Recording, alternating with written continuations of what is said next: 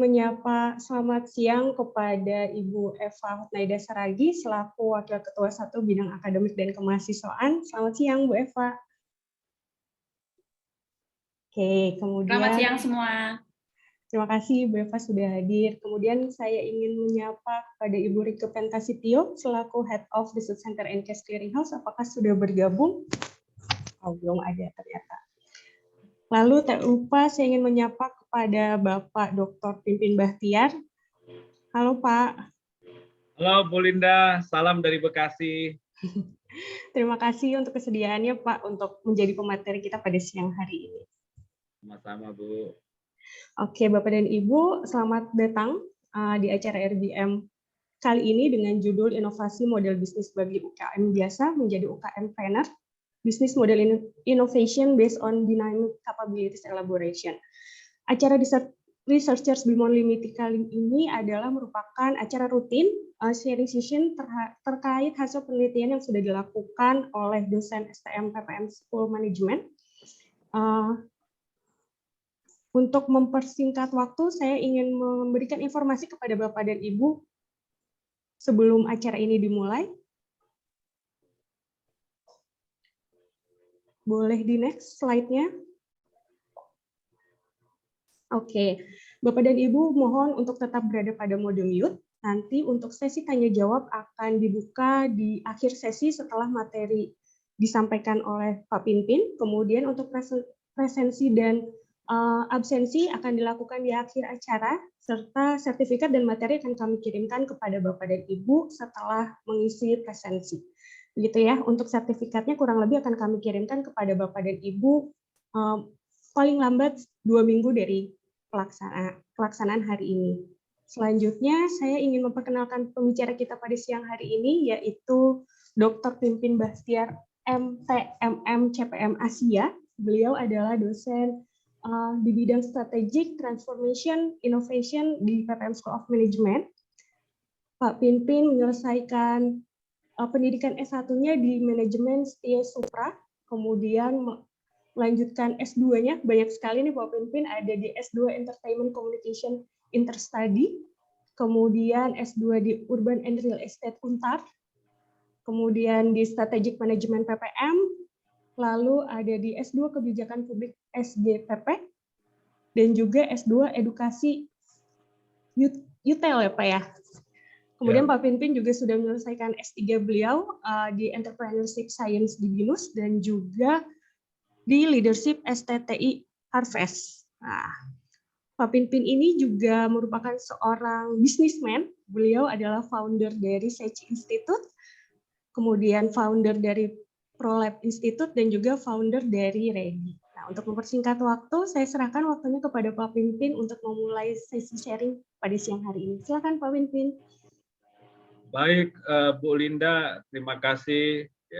Selamat siang, Bapak Ibu, sahabat dan segenap senior saya. Salam sehat bagi kita semua. Ya, salam takjim juga nih untuk penguji S3 saya nih, Bapak Dr. Riza. Pak Riza mohon izin ya.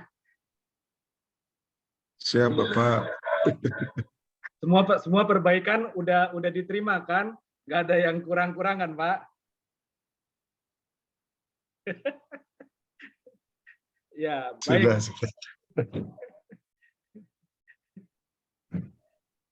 Ya, mau lihat Dr. Eva, ya puji Tuhan.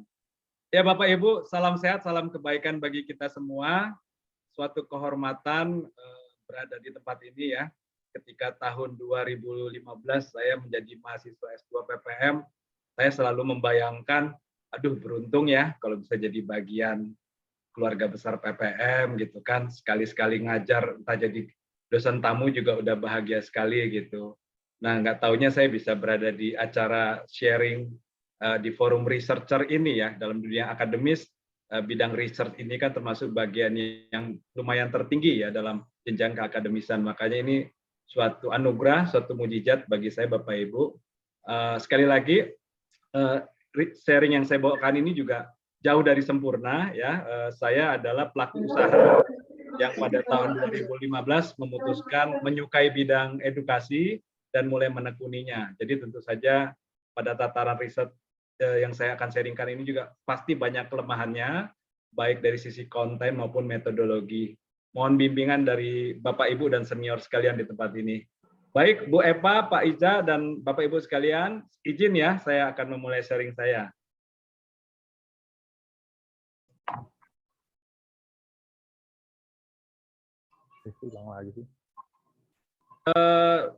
Suara saya kedengaran ya, Bu Linda ya? Jelas, Pak, sudah. Baik, Bapak Ibu, sebelum kita memasuki sharing yang akan saya sampaikan, izinkan sedikit memberikan ada sedikit video. Ini merupakan speech dari Bapak Sandiaga Uno sebagai speech singkat pada saat sidang terbuka saya. Tinggi di atas ya. Bismillahirrahmanirrahim. Assalamualaikum warahmatullahi wabarakatuh. Salam sejahtera bagi kita semua. Shalom, Om Swastiastu, Namo Buddhaya. Salam kebajikan, salam sehat, salam Indonesia maju penuh semangat. Pandemi COVID-19 telah memberikan dampak yang signifikan terhadap seluruh sektor. Namun kita harus kembali bangkit dan mempersiapkan perubahan yang terjadi pada tatanan ekonomi baru, terutama dalam menghadapi transisi dari pandemi menuju endemi. Pelaku industri kreatif banyak tumbuh dari UMKM dengan kontribusi pada produk domestik bruto di Maret 2021 mencapai 8.573,89 triliun rupiah. UMKM mampu menyerap 97% dari total tenaga kerja dan dapat menghimpun 60,47% dari total investasi di Indonesia. Dibutuhkan pengembangan model bisnis untuk mendorong UMKM menjadi strategis dan entrepreneurial. Saya bersyukur Bro Pinpin Bahtiar telah melakukan riset tentang inovasi model bisnis, di mana hal ini juga selaras dengan orientasi kami di Kemenparekraf untuk mengembangkan model bisnis pada pelaku kuliner. Penelitian Pinpin saya rasa berhasil memotret kondisi UKM kuliner di Indonesia yang mencakup pengembangan model bisnis yang inovatif untuk mendorong hadirnya kinerja usaha, baik kinerja usaha dan pemasaran, serta dipengaruhi oleh kapabilitas belajar dan berjejaring. Selamat kepada Bro Dr. Pinpin Bahtiar, semoga ilmunya dapat turut membangun manfaat bagi sesama anak bangsa UKM Indonesia. Salam pejuang pengusaha, pengusaha pejuang. Salam UKM entrepreneur, UKMpreneur pembelajar. Wabillahi taufiq walhidayah. Wassalamualaikum warahmatullahi wabarakatuh. Om Santi Santi Santi. Wonderful Indonesia.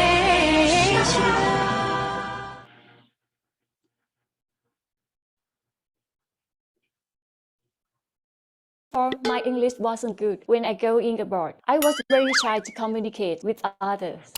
So how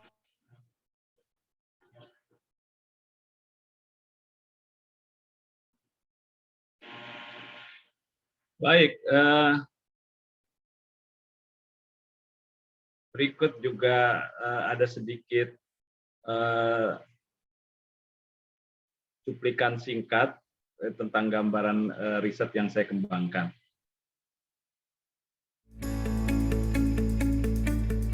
Nama saya Pinpin Bahtiar, saya akademisi, secara tetap saya mengajar di PPM, tapi saya juga aktif mengajar di berbagai kampus. Selain itu juga saya mendirikan beberapa sekolah bisnis atau kursus bisnis dengan teman-teman maupun diri saya sendiri. Program yang saya ambil itu adalah pada program Entrepreneurship Science, program Doctoral Research and Management Business University. Disertasi saya itu tentang inovasi model bisnis. Jadi saya melalui penelitian ini, saya memotret UKM telah melakukan model bisnis nggak sih? Dan saya potret ternyata pada konteks UKM kuliner, mereka udah melakukan inovasi model bisnis. Itu kabar baik. Pertanyaan berikutnya lagi, disebabkan oleh apa? Penyebabnya kan banyak. Nah, salah satu yang kuat itu pada penelitian saya didapati inovasi model bisnis UKM kuliner itu disebabkan oleh kapabilitas belajar dan kapabilitas berjejaring. Jadi mereka aktif melakukan pembelajaran dan aktif melakukan keterjejaringan dan ternyata itu mempengaruhi inovasi model bisnis. Pertanyaan lebih lanjut lagi adalah kalau udah ada inovasi model bisnis buat apa? Nah, penelitian saya membuktikan dengan kehadiran inovasi model bisnis pada UKM kuliner dan nantinya pada UKM lainnya itu akan mempengaruhi kinerja. Penelitian saya membuktikan inovasi model bisnis mempengaruhi kinerja bagi UKM kuliner. Aplikasinya sendiri untuk di masyarakat, ayo kembangkan inovasi model bisnis pada UKM kuliner maupun pada UKM-UKM lainnya. Karena model bisnis itu tanpa diinovasikan pun udah ada. Jadi ayo sengaja model bisnisnya diinovasikan aja, dilihat, lalu kembangkan inovasi dari ke model bisnisan itu sendiri. Nah itu mungkin salah satu poin penting. Dan hal yang kedua, ayo kembangkan kapabilitas dinamis ya. Jadi kemampuan perusahaan untuk beradaptasi dengan lingkungan bisnis yang ada. Itu bentuknya macam-macam. Harapan saya pertama agar mendorong tercipta dari UKM biasa menjadi UKM entrepreneur dengan melakukan inovasi model bisnis. Karena inovasi model bisnis ini memaksa agar pelaku UKM yang kuliner yang biasa-biasa aja akhirnya menjadi entrepreneurial, bahkan strategical.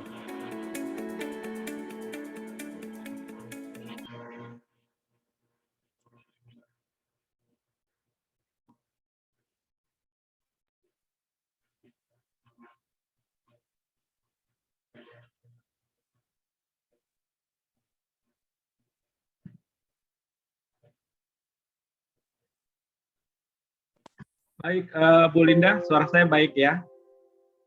Jelas, Pak. Baik. Bu Linda dan Bapak Ibu sekalian, saya akan mulai presentasi saya.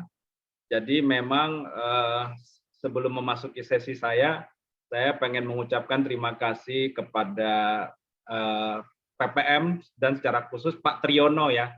Jadi memang disertasi ini saya kembangkan di tengah kefrustasian saya atas tema penelitian yang hendak dilakukan.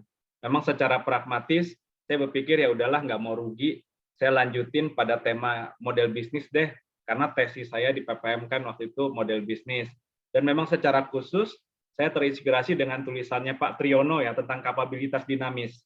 Nah dari situ Bapak Ibu, saya start melakukan disertasi saya, memang puji syukur dari PPM kembali ke PPM juga.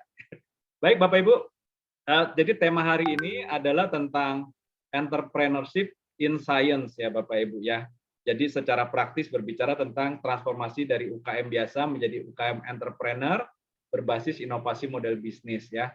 Jadi memang ini merupakan diseminasi hasil riset, tetapi juga sekaligus ada aspek diskursusnya Bapak Ibu. Jadi memang adalah sebagai scholar kan memang kegiatan kita, esensi kita adalah berpikir kan. Nah tentu saya juga punya semangat untuk melakukan diskursus itu. Ya bisa jadi jauh dari sempurna, tapi mudah-mudahan diskursus ini jadi pemantik ya untuk kita akhirnya memperbincangkan tentang entrepreneurship ini lebih lanjut lagi. Baik Bapak Ibu,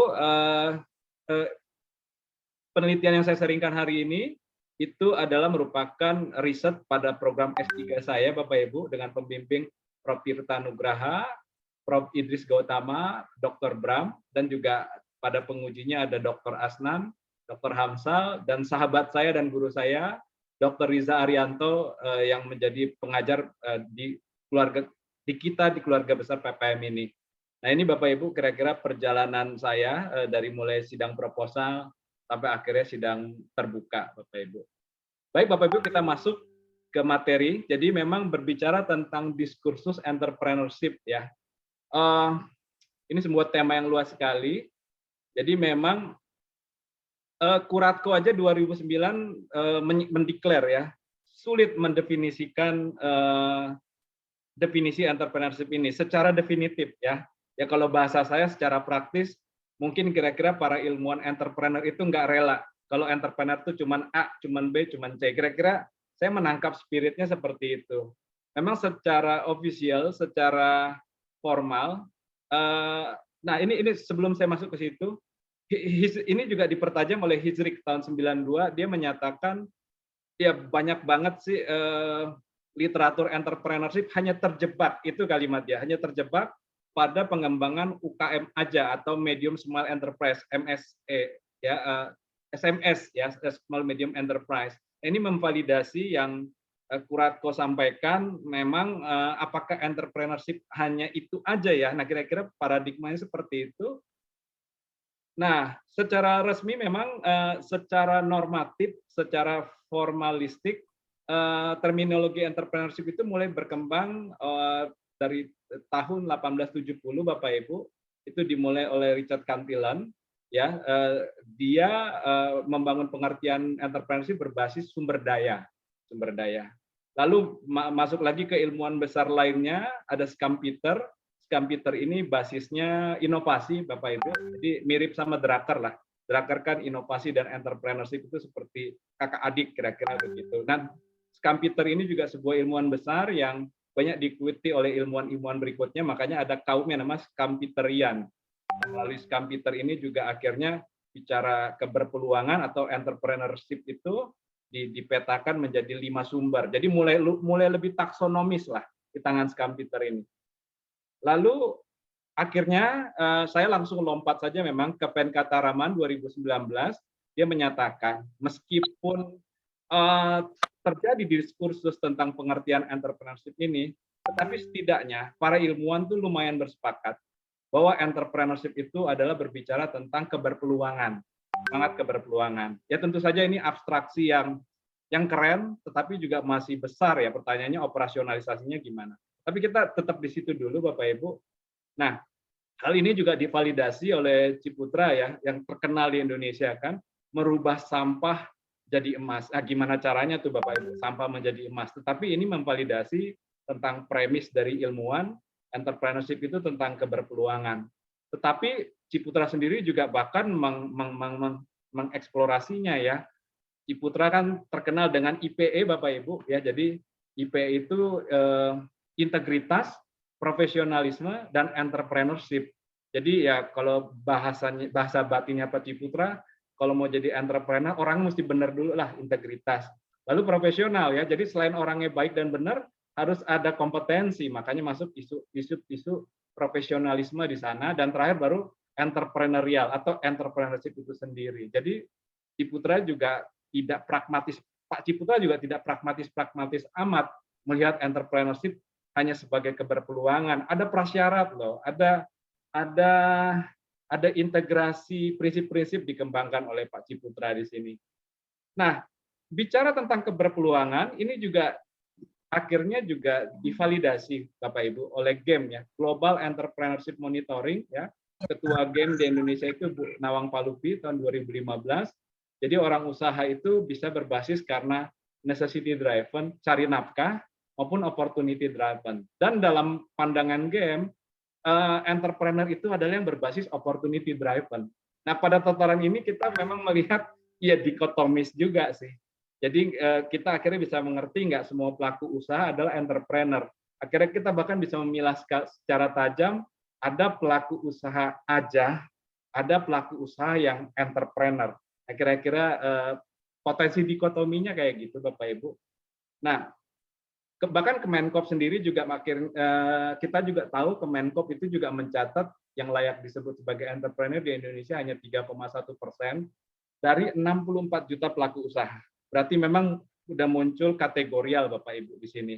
Ya, secara praktis kita bisa melihat iya sih, nggak semua pelaku usaha itu otomatis entrepreneur. Ya semoga ini jadi insight yang menarik bagi kita semua. Nah, berbicara ke entrepreneurship-an itu sendiri, memang akhirnya saya juga mengutip mentor saya, Dr. Dian Nugroho. Beliau menyampaikan melalui bukunya Membangun Entrepreneur Indonesia, memang entrepreneurship keren banget. Nah, tentu masyarakat butuh diedukasi, tapi memang relatif edukasi yang berlangsung itu bersifat euforia. Dan sedangkan pada tataran praktisnya sendiri, entrepreneurship atau entrepreneur itu memiliki tantangan yang besar yang namanya predatory.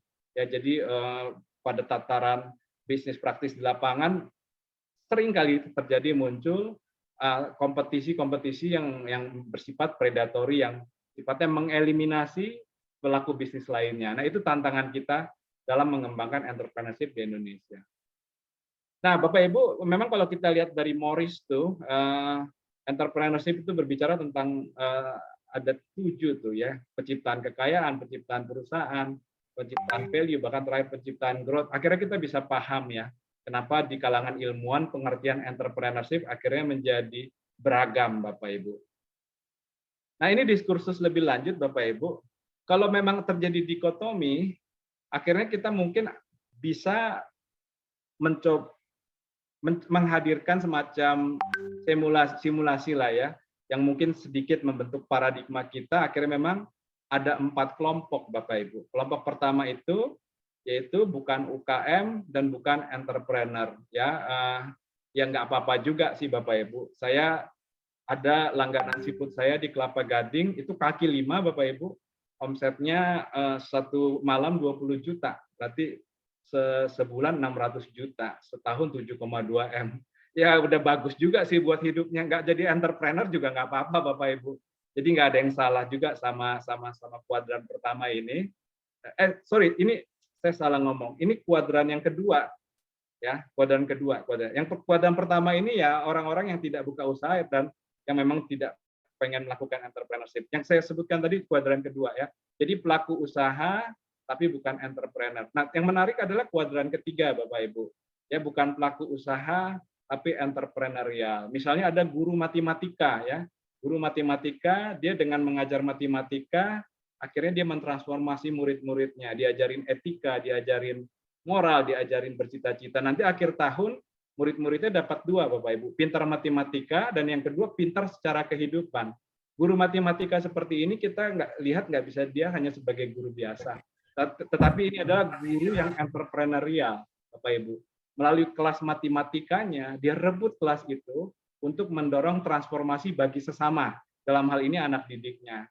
Nah, pada tataran ini kita bisa melihat akhirnya memang entrepreneurship itu menjadi luas sekali ketika konklusivitasnya itu adalah berbicara tentang entrepreneurial.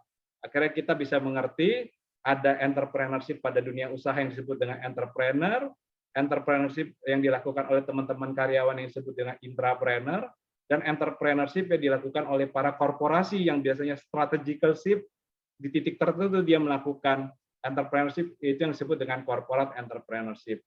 Nah, harapan kita ini adalah kuadran keempat Bapak Ibu buat 65 juta pelaku usaha, yaitu mendorong hadirnya UKM atau UMKM yang entrepreneur. Nah, target kita itu sebenarnya kalau mau dan semoga bisa mengubah dari kuadran 2 ini menjadi kuadran 4. Ya sekali lagi Bapak Ibu, entrepreneurship itu keren banget, tetapi PR-nya adalah bagaimana mengoperasionalisasikannya. Nah inilah sebenarnya ruang operasionalisasi inilah sebenarnya ini yang menjadi utak-atiknya para ilmuwan. Nah Bapak Ibu, diskursus ketiga Bapak Ibu ya, bicara operasionalisasi, dalam akhirnya kita masuk ke wilayah riset saya, ya sudah saya memilih starting dari strategic entrepreneurship. Memang yang cukup populer itu biasanya EO Bapak Ibu, entrepreneurial orientation ya, itu cukup populer. Tapi kalau saya di strategic entrepreneurship. Nah, strategic entrepreneurship ini adalah berbicara tentang simultansi, keberpeluangan serta keberunggulan ya. Pada tataran pengertian ini akhirnya wilayah keilmuan ini dia bisa bicara menyentuh 2 arena Bapak Ibu. Arena pertama yang namanya korporat ya. Korporat itu biasanya yang udah bergerak secara strategical shift. Nah, dia pada titik tertentu kan butuh entrepreneurship enggak? Misalnya new market development, new product development. Nah, artinya kalau dia bisa melakukan itu, konsep ini menjadi bunyi pada wilayah itu. Nah, demikian juga buat teman-teman entrepreneur ya.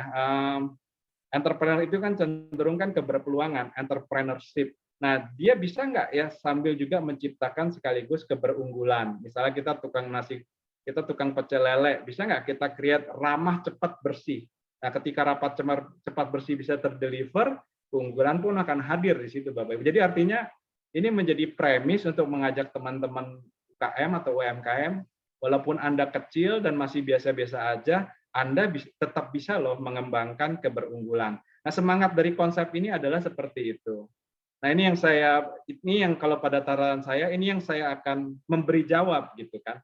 Operasionalisasi dari entrepreneurship seperti apa. Tetapi memang lebih lanjut Bapak Ibu. Nah, ini konsepnya seperti ini ya. Ini konsep aslinya tuh ya. Jadi ada entrepreneurial mindset, culture dan leadership ya untuk managing resource strategically ya. Jadi sumber daya, lalu mendorong kreativitas dan inovasi. Terakhir adalah competitive advantage dan wealth creation ya. Jadi ini konsep aslinya. Nah, tetapi sekali lagi ini pun masih abstraktif Bapak Ibu. Dalam konteks penelitian empiris perlu terkristal menjadi sesuatu yang untuk bisa dieksekusi secara empirikal. Nah, makanya pada titik ini akhirnya muncul tema inovasi model bisnis.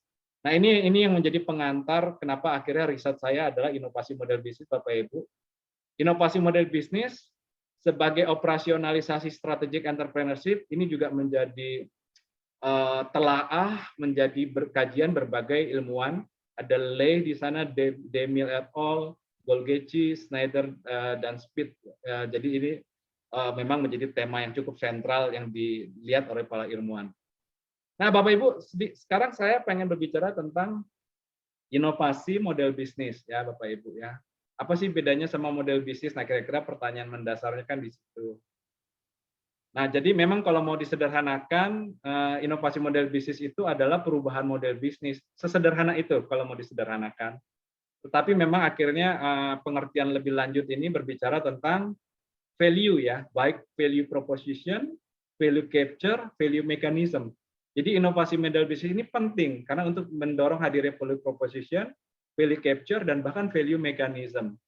Nah, lebih lanjut lagi dikatakan di sini, pada tataran riset sendiri, memang ini merupakan tema yang terus secara dinamis bergerak, makanya Klaus mengatakan inovasi model bisnis sendiri ini bisa diukur secara reflektif ya, sebagian dimensi atau indikator aja, atau formatif. Ya formatif kalau ada sih udah bagus ya. Yang udah ada itu kan kalau nggak salah Amit dan saya lupa Amit dan siapa, dia pakai pendekatan konten, struktur, tata kelola, dimensinya. Nah, itu udah lumayan formatif tuh Bapak Ibu. Ya, ini juga lumayan berkembang nih dimensi ini. Dan yang terakhir meta ya. Meta sendiri saya belum adjust apa maksudnya ya.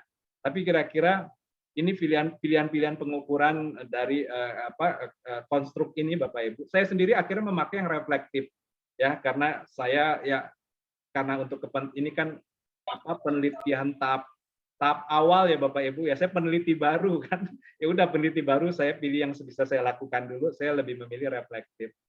Nah ini lebih jelasnya lagi, ini digambarkan oleh Osterwalder Bapak Ibu, ya ini menjadi jawaban bahwa inovasi model bisnis itu ada. Ya Walder menggambarkan, ya udah model bisnis ini awalnya ya realisasikan dulu, ini bisnis kita ada, udah termodelkan, yuk dibarui, yuk dikembangkan. Yuk bisa dikembangkan lebih lanjut nggak journey model. Nah pada tataran ini memang akhirnya tema inovasi model bisnis menjadi relevan untuk dipahami.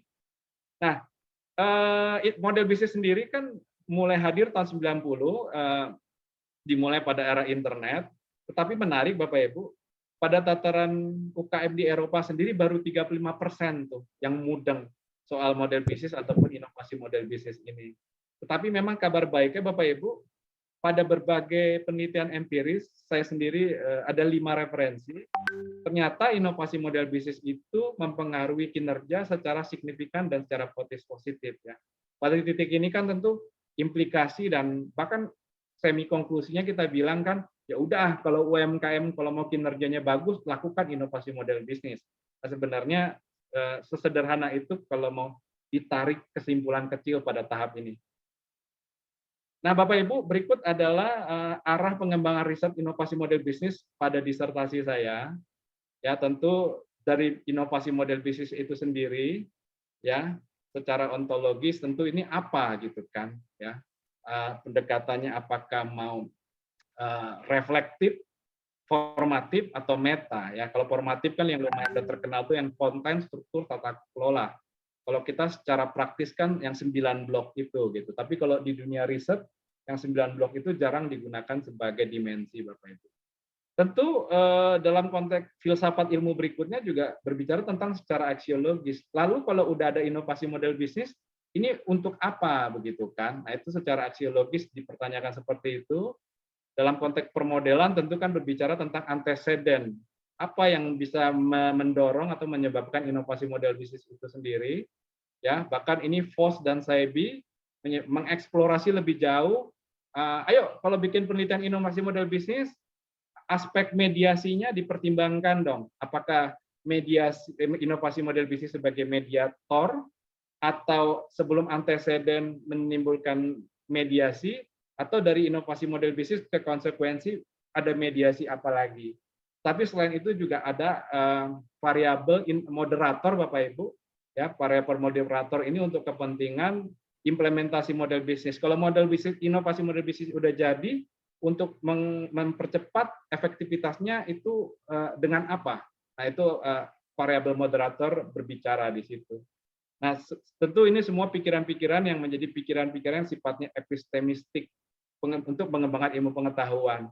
Dalam konteks epistemistik ini, Bapak Ibu, saya sendiri akhirnya berada dalam premis atau proposition ini, yaitu berbicara tentang inovasi model bisnis berbasis kapabilitas dinamis dengan perspektif strategic entrepreneurship.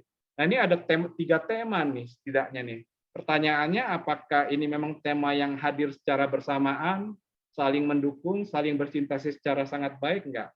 Puji syukur, ini terjawab oleh Snyder dan Speed, Bapak Ibu. Ya, ini ternyata ini adalah tema-tema yang hadir secara bersamaan, jadi merupakan konsep-konsep yang dekat, yang saling nempel, Bapak Ibu. Ini saya temukan dalam eksplorasi pengembangan disertasi saya. Nah, bahkan dalam konteks riset sendiri, tema-tema ini juga nempel, Bapak Ibu ya. Nah, ini perkembangan riset selama kalau nggak salah 20 tahun ya. Jadi yang hitam itu tentang model bisnis, yang garis-garis tentang business model innovation, lalu yang garis abu-abu ada dynamic capability atau kapabilitas dinamis, yang titik-titik itu ada open innovation ya. Saya pada penelitian ini tidak melibatkan open innovation dan business model, tapi BMI dan visinya saya gunakan. Nah, Bapak Ibu, kita akhirnya masuk ke lebih tajam lagi. Jadi memang bicara tentang determinasi ya, apa yang bisa mendorong inovasi model bisnis. Saya berada dalam konseptual kapabilitas dinamis. Nah, Bapak Ibu, kapabilitas dinamis itu sendiri ada 3 sebenarnya bisa kita eksplor. Yang pertama yang paling dasar ini ya berbasis sensing, sensing dan reconfiguration ya. Sensing merasakan, sensing mencobanya secara aktif, reconfiguration akhirnya mengimplementasikannya secara full.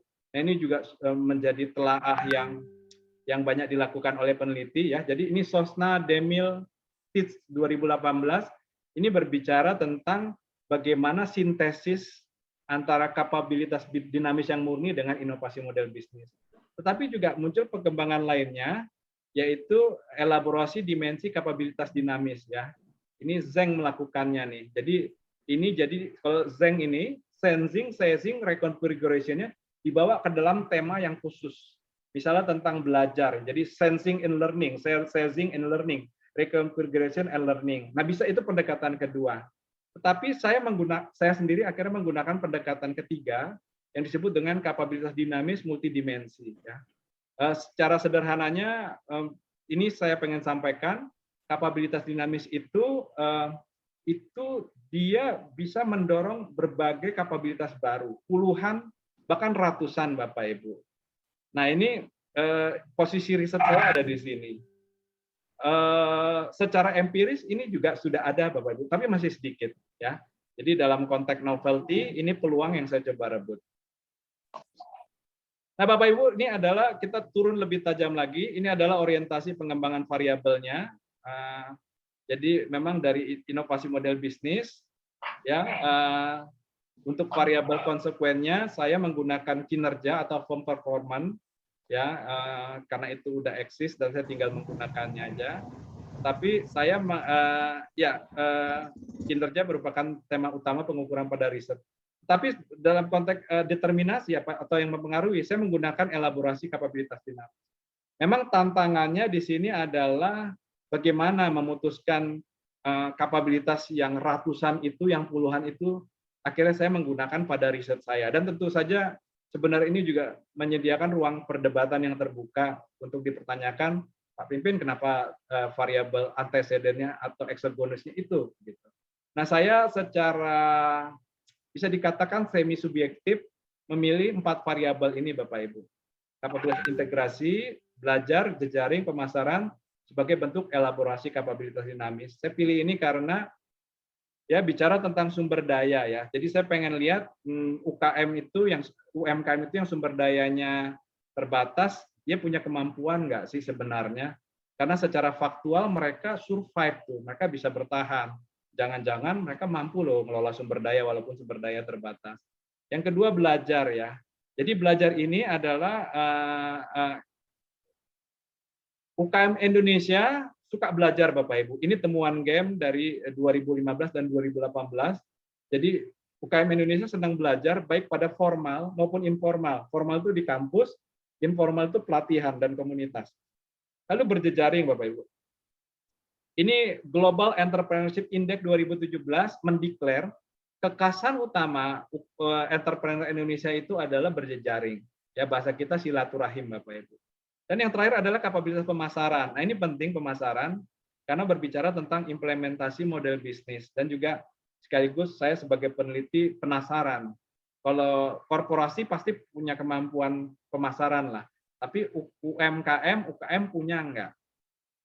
Nah, Bapak Ibu, pada inovasi model bisnis sendiri ternyata ya Bapak Ibu, kapabilitas dinamis itu masih membutuhkan berbagai mediasi loh untuk mempengaruhi kinerja. Makanya inovasi model bisnis penempatannya sebagai mediator ini menjadi menarik. Dan di sisi lain inovasi model bisnis juga merupakan konstruk yang mediatif Bapak Ibu daripada berbagai penelitian empiris.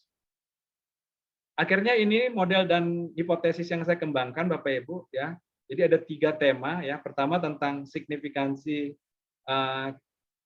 positif ya. Jadi hipotesis saya itu signifikan dan positif. Kapabilitas integrasi belajar dan berjaring terhadap kinerja ya kan. Jadi kita pengen lihat nih terhadap kinerja dia pengaruh enggak.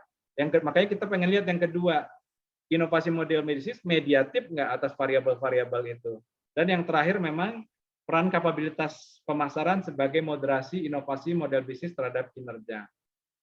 Nah, Bapak Ibu, ini perkembangan penelitian sebelumnya atas variabel-variabel yang tadi. Jadi model itu tidak jatuh dari langit, Bapak Ibu. Model itu tetap terkait dengan preview research ya, dengan riset sebelumnya. Ya memang ada beberapa dikotomi di situ. Misalnya udah diterapkan di korporasi, di UKM belum. Diterapkan dengan pendekatan variabel lain. Pada penelitian saya variabelnya dipertegas gitu kan. Misalnya kayak kapabilitas belajar tuh, ya kan, yang Salazarvi itu kan. Dia menggunakan belajar dengan konstruk pembelajaran yang lain. Kalau nggak salah learning orientation. Di tangan saya pertajam menjadi learning capability dan seperti itu kira-kira Bapak. Lanjut. Nah sekarang dengan variabilisasi yang seperti itu, tentu akhirnya pertanyaannya penelitian ini bisa dilakukan di mana, Bapak Ibu? Nah, dari sekian pilihan, saya memilih di kuliner, Bapak Ibu. Ya. Tapi sebelum masuk ke kuliner, nah ini sekedar potret bahwa entrepreneurship di Indonesia bagus. Ya, kita berada di atas rata-rata indeks GAME, Bapak Ibu. Jadi relevan menerapkan penelitian entrepreneurship pada Indonesia. Nah, entrepreneurship juga menjadi penting untuk diteliti. Ya, ini kita lihat Keynesian model ekonomi, Bapak Ibu, bagaimana investasi mendorong employment, datang income, lalu consumption dan saving, mendorong investasi kembali. Nah, investment ini harapannya bisa kita agak ganti gitu kan dengan entrepreneurship. Karena entrepreneurship itu pasti mendorong employment. Nah, kira-kira semangatnya di situ. Nah, saya pilih sektor kuliner, Bapak Ibu. Ya, kuliner itu adalah sektor utama dari 16 atau 17 sektor ekonomi kreatif. Pelakunya itu 6,6 jutaan. Nah, kenapa sektor kuliner ini menarik untuk dipilih? Ya, jadi Demil menyatakan inovasi model bisnis itu bisa dilakukan jika pelaku usahanya memiliki kebutuhan optimalisasi bisnis, melakukan adaptasi, dan melakukan kompetisi. Nah, saya melihat kuliner cukup memenuhi kriteria ini. Nah, Bapak Ibu, ini kira-kira tujuan penelitiannya, Bapak Ibu, ya. Jadi satu, memahami kondisi UKM kuliner Indonesia dalam konteks penerapan inovasi model bisnisnya. Yang kedua, untuk melihat peran mediasi inovasi model bisnis. Yang ketiga, melihat kondisi elaborasi kapabilitas dinamis yang relevan. Yang keempat, melihat pengaruh langsung kapabilitas yang ada terhadap kinerja. Dan yang kelima, melihat peran moderasi kapabilitas pemasaran. Ini pengembangan teori yang digunakan, Bapak Ibu, mulai dari teori strategic entrepreneurship, turun strategic management entrepreneurship, dan terakhir adalah top performance. Nah, secara konklusif ini sebenarnya standingnya tentang inovasi model bisnis sebagai operasionalisasi strategic entrepreneurship berbasis elaborasi kapabilitas dinamis yang menjadi sumber daya, Bapak Ibu, ya, resource base sumber daya entrepreneurial bagi kinerja UKM. Nah, kira-kira kalau diterjemahkan secara lebih operatif seperti ini. Harapannya penelitian ini, hasil dari penelitian ini nanti bisa digunakan untuk mengubah pelaku usaha dari necessity driven entrepreneur menjadi opportunity driven entrepreneur, berbasis melakukan inovasi model bisnis dengan antecedensinya kapabilitas dinamis, Bapak Ibu. Nah, ini kebaruan-kebaruan yang coba dibangun melalui penelitian ini. Ya, pertama memang kita mencoba melakukan diskursus. Kalau Irland itu kan dia kan dari perilaku entrepreneurial, berfokus untuk mendorong hadirnya sumber daya, lalu mengembangkan inovasi, dan terakhir keunggulan kompetitif. Nah, kalau penelitian saya ini semangatnya adalah elaborasi kapabilitas dinamis itu sebagai potensi sumber daya entrepreneurial, ya. Jadi UKM itu diikhtiarkan mau mengembangkan learning capability, diikhtiarkan mau mengembangkan networking capability. Ya, harapannya penelitian ini menjadi ajakan kalau Anda melakukan learning capability, melakukan networking capability, itu jadi sumber daya loh buat kamu. Jadi saya penelitian ini menggabungkan dua kotak yang di atas. Lalu juga kalau Irland pengembangan inovasi, saya lebih operatif lagi, inovasi model bisnis. Kalau Irland keunggulan kompetitif, saya kinerja, ya, karena buat UMKM menurut saya lebih penting kinerja daripada keunggulan kompetitif. Keunggulan kompetitif ini lebih strategikal saya lihat. Kalau kinerja ini lebih praktis, Bapak Ibu, karena UKM itu kalau nggak punya kinerja, besok bisnisnya bisa tutup. Lalu novelty kedua tentang elaborasi kapabilitas dinamis, ya. Jadi pertama sintesis kapabilitas dinamis dengan inovasi model bisnis itu sendiri. Kedua, elaborasinya kalau umumnya banyak di tataran korporat, kalau saya pada tataran UKM. Nah, ini kebaruan yang saya coba dorong. Yang terakhir adalah kebaruan pada hubungan antar variabel itu sendiri. Bapak Ibu, ini metodologi yang saya gunakan, ya, kuantitatif dan kualitatif. Pertama, saya melakukan phase validity pada 36 indikator. Saya tanya ke 7 orang, ini yang saya tulis nyambung nggak dengan pengertian yang saya tuju, ya. Dari situ muncul berbagai perbaikan. Saya juga melakukan uji value dan rally menggunakan SPSS. Pada tataran ini 4 indikator di drop. Lalu saya mendistribusikan kuesioner 500. Lalu didapati olah data 234 data relevan. Dan ya, beberapa indikator juga gugur di sini. Saya ada 10 data deskriptif. Lalu di situ ada 3 hipotesis ditolak dan saya lanjutkan dengan FGD. Makanya penelitiannya menjadi kuantitatif dan kualitatif. Nah, ini adalah hasil penelitian pertama, ya. Ini adalah hasil dari deskriptifnya, dari lama usaha, pendidikan, dan macam-macam, Bapak Ibu. Dari sini saya coba bangun profiling. Ada 6 profil. Jadi pelaku usaha Indonesia itu UKM player Indonesia itu mereka entrepreneurial. Yang kedua mereka edukatif, Bapak Ibu. Ya, jadi dari responden saya ini bahkan beberapa dokter, Bapak Ibu. Ada 9 orang dokter. Lalu mereka juga kreatif, mereka juga asosiatif, mereka juga ekspansif, dan bisnis mereka berkesinambungan, Bapak Ibu. Nah, ini 6 profil yang saya coba konklusikan dari temuan data-data deskriptif. Berikut adalah hasil penelitian kedua yang diproses dengan menggunakan Smart PLS. Ya, kalau di full text-nya Bapak Ibu kan dapatin macam-macam, tapi di sini saya sederhanakan aja. Melalui proses bootstrapping didapati 5 variabel signifikan karena di atas 1,65. Lalu tahap berikutnya melalui algoritma untuk melihat apakah pengaruhnya positif atau negatif. Didapati untuk kepentingan hipotesis saya 6 variabel itu bersifat positif, sementara 1 negatif. Sekali lagi Bapak Ibu, hipotesis saya adalah signifikan dan positif. Jadi dia itu mesti signifikan dulu. Begitu tidak signifikan, hipotesis ditolak.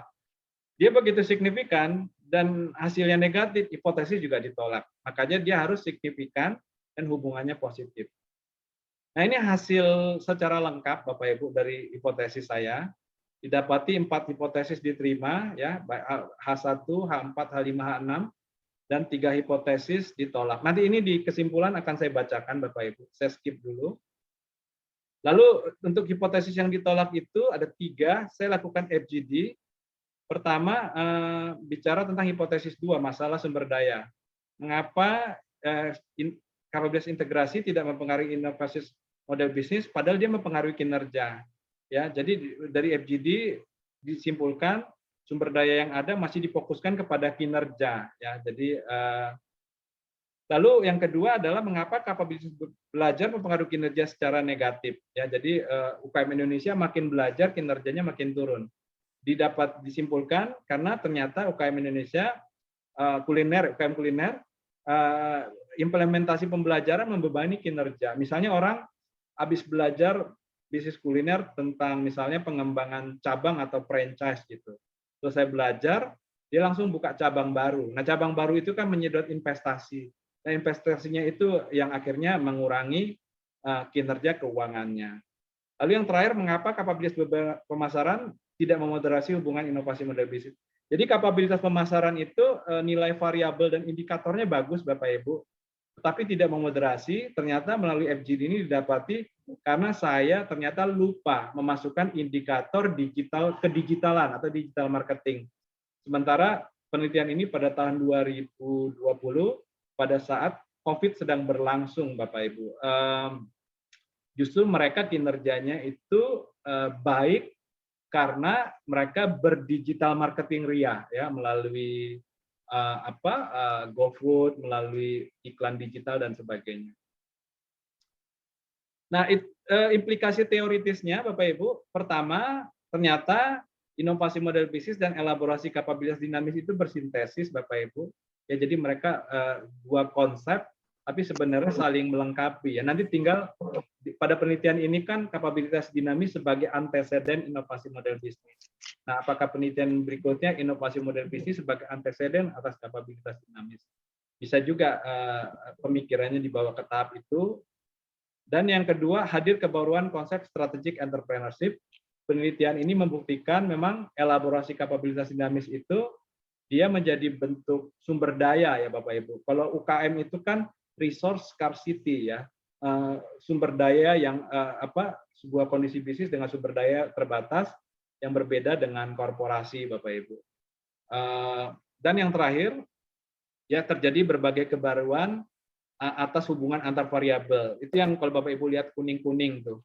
Jadi penelitian ini membuktikan hubungan kapabilitas belajar terhadap inovasi model bisnis itu menjadi novelty, kapabilitas integrasi pada tataran UKM terhadap kinerja itu menjadi novelty, lalu hubungan kapabilitas berjejaring terhadap inovasi model bisnis itu juga menjadi novelty Bapak Ibu. Kalau yang biru itu bersifat menguatkan, yang merah melemahkan, yang merah itu melemahkan.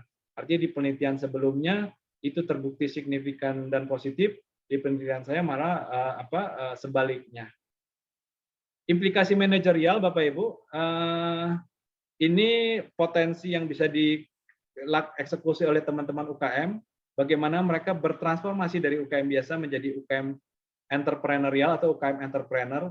Dalam konteks solusi praktis Bapak Ibu, ya pertama memang lakukan inovasi model bisnis Bapak Ibu ya, berbasis ini nih pengembangan kapabilitas berbasis elaborasi kapabilitas dinamis ya. Penelitian ini mengelaborasinya menjadi 4 kapabilitas ya, minimum 4 kapabilitas inilah ya, atau lebih tajam lagi minimum 2 kapabilitas yang terbukti signifikan dan positif, yaitu kapabilitas belajar dan berjejaring ya. Dan juga lakukanlah inovasi model bisnis, pasti akan menghadirkan kinerja baik keuangan maupun pemasaran. Karena penelitian ini telah membuktikan pada tataran UKM kuliner itu terbukti. UKM kuliner yang melakukan inovasi model bisnis, kinerjanya hadir dan meningkat. Ini solusi praktis. Nah, ini solusi strategis Bapak Ibu. Nah, saya mencoba mengkonklusikan konsep-konsep yang ada. Nah, ini katakanlah secara linear ya, ini agak ideal sih. Nanti praktisnya mungkin nggak gini-gini amat. Tapi secara linear, Jadi mari Bapak Ibu dari UKM biasa bertransformasilah menjadi UKM berpeluangan. Lalu kembangkanlah kapabilitas dinamis ya. Anggap aja belum terlalu ngerti konsep model bisnis. Lalu kristalkan model bisnis dan inovasikan ya. Ketika model bisnis yang inovatif itu superior, lalu bergeraklah pada tataran strategic entrepreneurship atau ini menjelang go corporation ya. Tapi ya kita juga suatu pertanyaan tuh, dari UKM ke menuju real corporation itu seperti apa dan berapa lama. Ya, ada eksplorasi peluang di sini, ada eksploitasi sumber daya di sini. Nah, ini kesimpulan dan saran Bapak Ibu. Ini yang seperti saya bilang tadi, hipotesisnya akan dibacakan di sini. Jadi pertama, secara deskriptif, UKM kuliner itu memang melakukan inovasi model bisnis. Nah, itu form terjawab pada penelitian saya.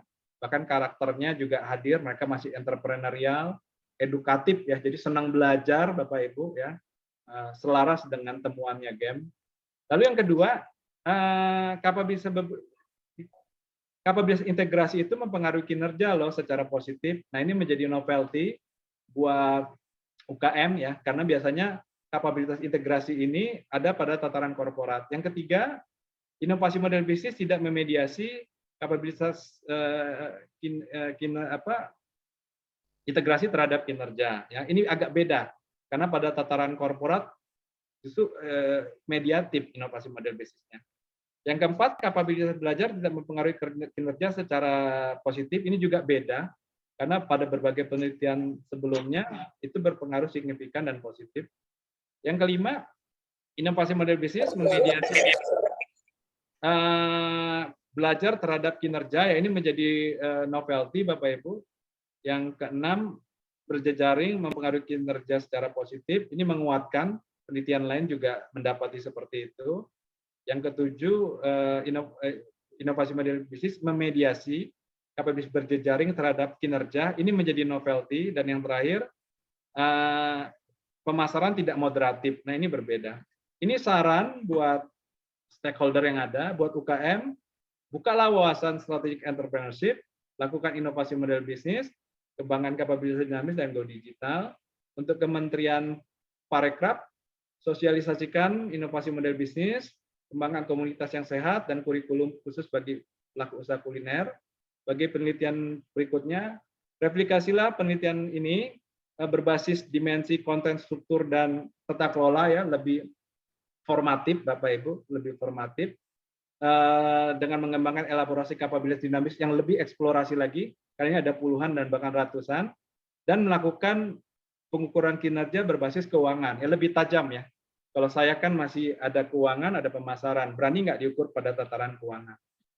Nah, ini indikator-indikator yang saya gunakan Bapak Ibu ya. Pada tataran indikator kinerja, semua indikator diterima. Ya. Pada indikator inovasi model bisnis ada 8 ya. Indikator yang kelima ini gugur Bapak Ibu ya, gugur secara statistikal dia gugur. Lalu kapabilitas integrasi ada 2 indikator yang gugur, yaitu peluang dari pelanggan dan kesiapan kapasitas produksi. Pada kapabilitas belajar ada 1 indikator gugur. Pada kapabilitas berjejaring ada 2 indikator gugur.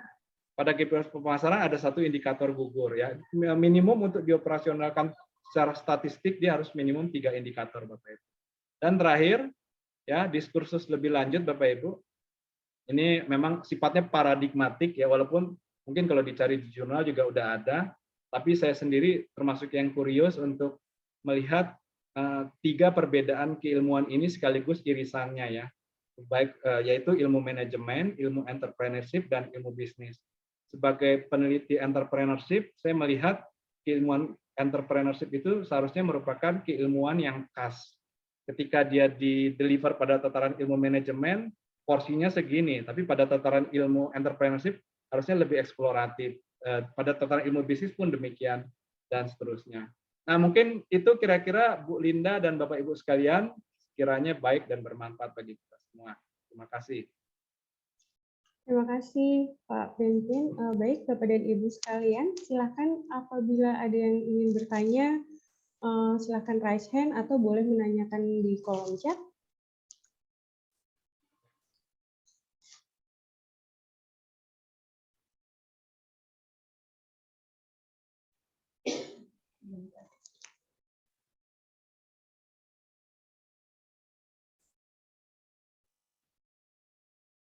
Silakan Bapak Ibu. Ya, silakan Bu Lina. Ibu Lina. Silakan Lina. Terima kasih Ibu Linda dan juga Pak Pimpin. Terima kasih juga penjelasannya sangat bagus Pak. Memberikan wacana yang baru bagi kami para peserta mahasiswa MMA ya Pak. Ya, Bu Lina. Ya, jadi saya ingin bertanya, sangat menarik. Kebetulan saya juga praktisi ya Pak, Ya. untuk pemain UMKM. Saya bergerak di sektor industri makanan, roti tepatnya, dan snack kue. Nah, saya telah mengalami juga bahwa bagaimana berinovasi yang mulai dari tradisional menjadi yang lebih modern lah sedikit ya Pak ya. Yang menjadi pemikiran saya adalah di mana kita mau bergerak, tetapi kan juga harus didukung dengan tim ya Pak ya. Harus didukung dengan kondisi bawahan yang memang kita lihat ada yang masih belum mau diajak untuk sedikit berlari tanda kutip ya Pak. Nah, sejalan dengan adanya teori perilaku organisasi ya Pak ya. Mohon maaf nih Pak ya, agak membawa dari sudut manajemen SDM. Mohon izin ya, kebetulan ada Pak Ica dan juga Ibu Eva, Ibu Duma. Ya, saya ingin melihat kira-kira pola kepemimpinan, leadership apa yang bisa membawa kita sebagai seorang pelaku UMKM ingin bergerak lebih maju, lebih cepat ke arah entrepreneurship itu, Pak. Apakah mungkin ada masukan dari Pak Pimpin, tipe leadership apa yang bisa kita bawa gitu ya, untuk bisa sejalan dengan aspirasi kita untuk terus maju, melakukan inovasi tanpa tanda kutip turnover karyawan juga tidak tinggi ya Pak ya. Mereka lebih nyaman, tetap mau melakukan satu perubahan yang memang ini tantangannya sangat tinggi kalau menurut pengalaman saya. Itu aja Pak pertanyaan saya. Terima kasih. Ya.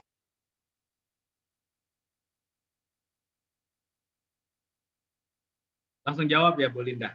Iya. Silakan Pak Pimpin. Oke. Baik Bu Lina, terima kasih Bu sudah mampir ini. Terima kasih saya pun juga Pak. Ya. Ya. Ya, kalau berbicara tipe kepemimpinan yang seperti apa, sebenarnya Pak Ica, Bu Eva nanti bisa lebih jauh lebih cakap menjawabnya dari saya, Bu Lina. Tapi memang kalau saya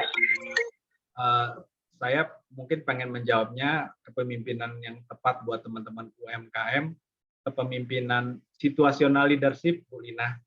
Jadi situasional leadership itu kan berbicara kapan kita seorang pemimpin itu pro kepada penugasan dan kapan kita pro kepada hubungan baik sama karyawan gitu kan. Karena kalau kita terlalu hubungan baik banget sama karyawan, kinerja tidak hadir. Tetapi kalau kita terlalu ketat banget sama penugasan, karyawan nggak betah. Nah, kita harus pandai-pandai bermain kapan kita fokus kepada penugasan dan kapan pada hubungan baik. Karyawan sendiri kan ada 4 jenis, Bu. Pertama orang baru, kedua orang yang sudah mulai pintar tapi dia apakah betah. Lalu yang ketiga adalah dia pintar dan betah. Yang keempat adalah orang komitmen. Nah, itu diatur aja berapa persen style penugasan, berapa persen style relasional, hubungan baik. Nah, kalau secara sederhana, saya sendiri sebagai mantan pelaku usaha, Bu Lina, saya waktu itu filosofinya adalah susah bareng, senang bareng, Bu Lina. Nah, itu saya ucapkan, saya declare, dan saya eksekusi, ya, karena saya juga kan nggak mau sampai karyawan saya ngebaca saya, pintar ngomong, taunya ngomong doang. Jadi itu saya terus eksekusi di dalam bisnis saya waktu itu, bagaimana saya bisa susah bareng dan senang bareng sama mereka. Ya puji syukur hasilnya mereka komitmen kerjanya baik dan engagement-nya ke saya juga cukup baik. Mungkin itu sharing yang bisa saya sampaikan Bu Lina. Terima kasih Bu. Terima kasih Pak Pimpin masukannya. Ya. Ya, thank you Bu Linda. Bu Linda, ini ada sahabat saya dari Mbak Yomi nih, dari MNC Media. Thank you sudah hadir Mbak Yomi. Sama-sama Pak Pimpin, punten off cam karena sambil double meeting. Aduh, thank you, thank you.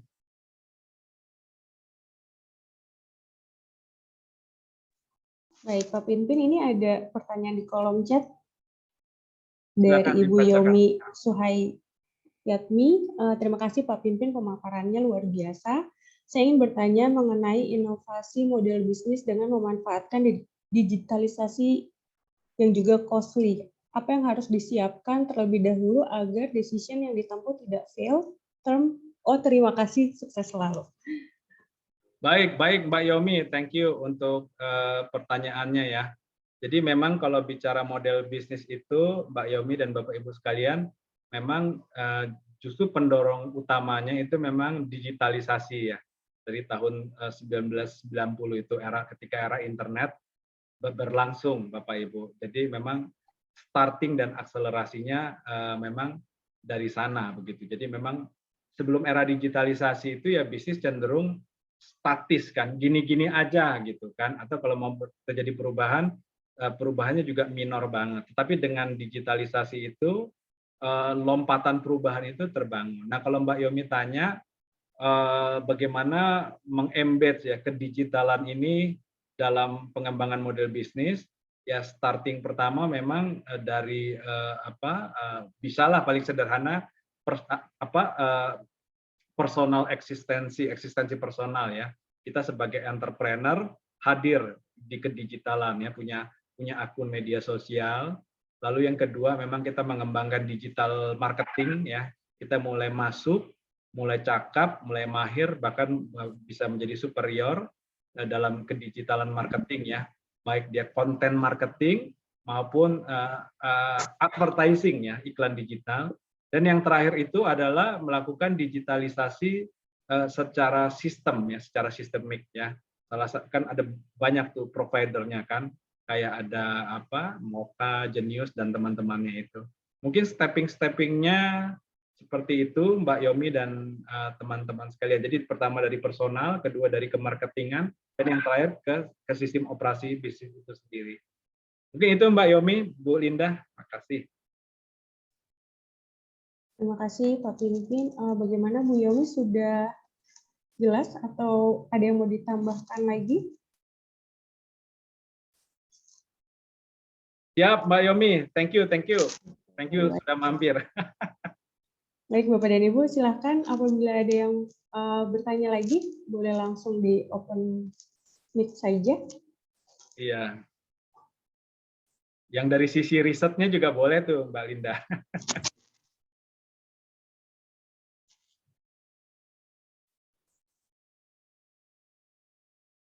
Oke Pak, sambil menunggu pertanyaan yang lain, kalau saya perhatikan sekarang ini Pak, dari UMKM kecil menengah itu banyak yang sebetulnya mereka belum punya model bisnis gitu ya Pak. Nah, untuk apabila mereka mau berinovasi, bagaimana kiat dari Bapak kira-kiranya untuk UMKM kecil menengah untuk menyusun model bisnisnya terlebih dahulu Pak?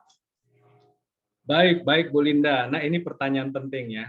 Jadi UMKM itu atau siapapun itu sudah pasti punya model bisnis, Bu Linda. Sudah pasti. Karena model bisnis itu baik dia diniatkan atau tidak diniatkan, dia pasti termodelkan.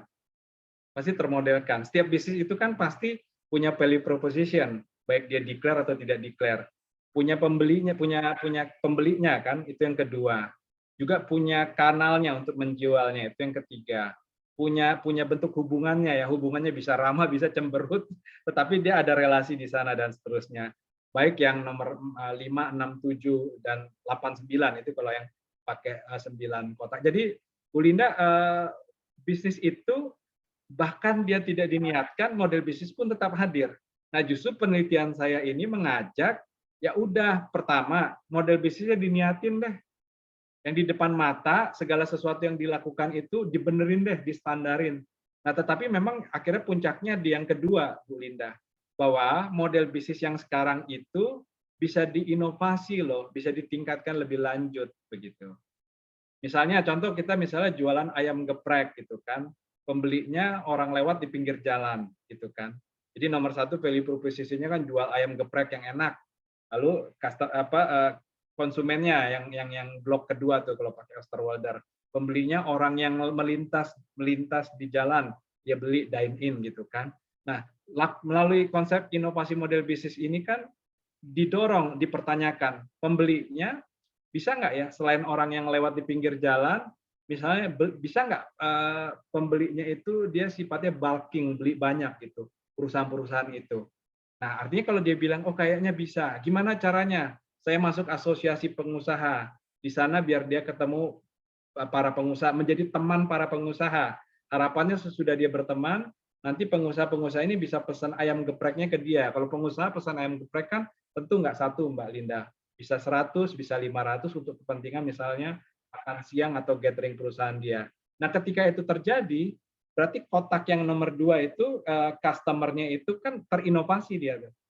Dari yang cuma ngandalin orang numpang lewat di jalan, sekarang dia punya harapan melakukan penjualan kepada memberi makan kepada karyawan perusahaan yang jumlahnya puluhan bahkan ratusan dan ribuan itu. Jadi seperti itu, Bu Linda. Baik, terima kasih Pak Pimpin. Bapak dan Ibu, silakan jika ingin ada yang ditanyakan kembali.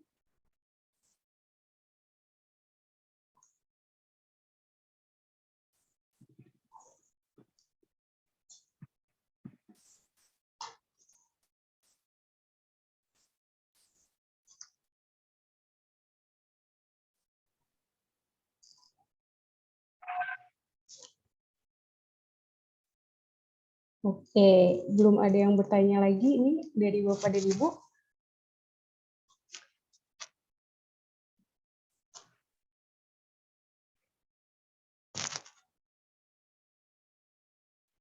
Ya, udah. Memang rata-rata model bisnis orang udah pada tahu ya, Bu Linda ya. Oke, baik. Kalau begitu, mungkin diskusi siang hari ini kita cukupkan, Pak Pimpin. Silakan statement closing dari Pak Pimpin sebelum kita tutup acaranya, Pak. Baik, Bu Linda. Ya, Bapak Ibu sekalian, terima kasih untuk kebersamaan kita pada siang ini. Terima kasih juga untuk keluarga besar PPM yang sudah memfasilitasi kegiatan kita siang ini. Paling memang spirit buat teman-teman UMKM. Pertama, mari teman-teman lakukanlah inovasi model bisnis. Karena pada penelitian yang saya lakukan dan berbagai penelitian inovasi model bisnis lainnya, itu terbukti ketika teman-teman menginovasi model bisnisnya, maka kinerja bisnisnya meningkat ya. Kinerja itu bisa baik dari segi keuangan maupun dari segi pemasaran. Nah, yang kedua, teman-teman, mari kembangkan kapabilitas dinamis ya. Kapabilitas dinamis itu apa sih? Yaitu kapabilitas baru, teman-teman. Kalau dulu kita nggak bisa digital marketing, pelajari digital marketing menjadi mahir. Nah, ketika teman-teman mahir digital marketing, maka itu sudah menjadi kapabilitas digital, yaitu kapabilitas dinamis. Teman-teman biasakan juga melakukan inovasi kecil-kecil di perusahaannya. Kalau teman-teman terbiasa, maka muncul kapabilitas inovasi itu sebagai kapabilitas dinamis. Ada puluhan, bahkan ratusan kapabilitas, teman-teman, Bapak Ibu sekalian, dan bisnis kita itu bisa besar kalau kapabilitas kita terus kita kembangkan dengan berbagai tema-tema sesuai kebutuhan kita. Ya, dan yang ketiga, Bu Linda, tetap semangat bagi kita semua. Baik, terima kasih Pak Pimpin. Saya ucapkan sekali lagi terima kasih Pak untuk sharingnya, ini sangat bermanfaat sekali bagi kita semua. Terima kasih juga kepada Bapak dan Ibu. Sebelum saya tutup, boleh dinyalakan kameranya, kita berfoto bersama terlebih dahulu. Ya, ini makasih ya teman-teman yang udah hadir ya. Ada Mbak Yaya, Bu Budi Aryani, Bapak Ibu sekalian, terima kasih.